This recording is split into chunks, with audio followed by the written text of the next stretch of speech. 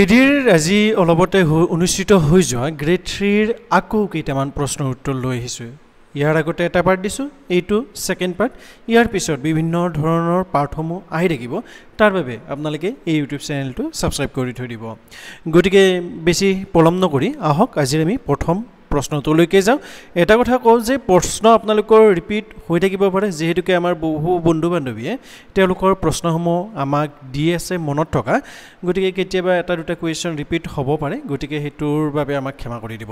এতিয়া প্ৰথম যিটো প্ৰশ্ন ইয়াত আছে, এইটো আগৰটোৰো কৈছিলোঁ যে অলকানন্দা গানৰ যিটো লেখক আছে তেওঁ কোন, সেইটো হৈছে মৈত্ৰী পাটৰ চিলভাৰৰ ৰাসায়নিক সংকেত। এইটো আগৰ ভিডিঅ'টো কৈছিলোঁ AG।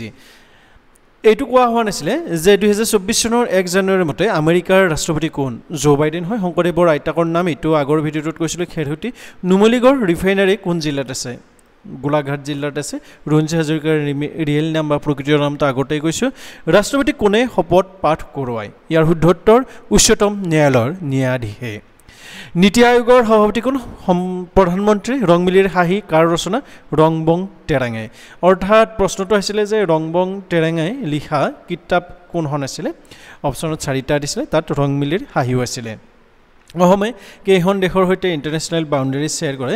ইয়াত 2খন আছিলে, কিন্তু তাত আপোনালোকৰ অপশ্যন যি আছিলে অপশ্যনত কেইখনমান দেশৰ নাম দিয়া আছিলে। গতিকে দেশ দুখনৰ নাম যদি কাৰোবাৰ মনত আছে কমেণ্ট কৰি জনাবলৈ নাপাহৰিবা। গ্ৰীণলেণ্ড কোনখন মহাদেশত আছে? নৰ্থ আমেৰিকাত আছে।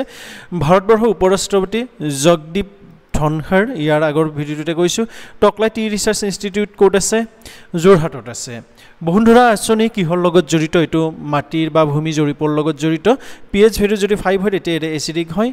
তাৰপিছত লায়ন অফ মেচুৰ, এইটো আপোনালোকৰ টিপু চুলতানক কোৱা হয়। হাইফেনৰ চিহ্ন এইটো। ইয়াত যিটো অপশ্যন আছিলে এনেকৈ এডাল আছিলে যে সেইটো হাইফেনৰ চিহ্ন আছিলে।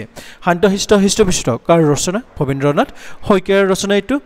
5টা ক্ৰমিক যুগ্ম সংখ্যাৰ যোগফল 95। ইয়াৰ আটাইতকৈ ডাঙৰ সংখ্যাটো আপোনালোকৰ 21 আছিলে, 23 আছিলে। শুদ্ধ উত্তৰটো আপোনালোকৰ 23 হ'ব। গতিকে এই প্ৰশ্নকেইটা আপোনালোকৰ উত্তৰ প্ৰভাইড কৰিলোঁ।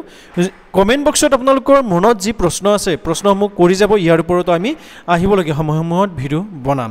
সকলোবিলাকৰ বিষয়ে আপ টু ডেট হৈ থাকিবৰ বাবে, এনচাৰ কি পাবৰ বাবে এই ইউটিউব চেনেলটো ছাবস্ক্ৰাইব কৰি দিব। ভিডিঅ'টো যিমান পাৰে সিমান শ্বেয়াৰ কৰিব।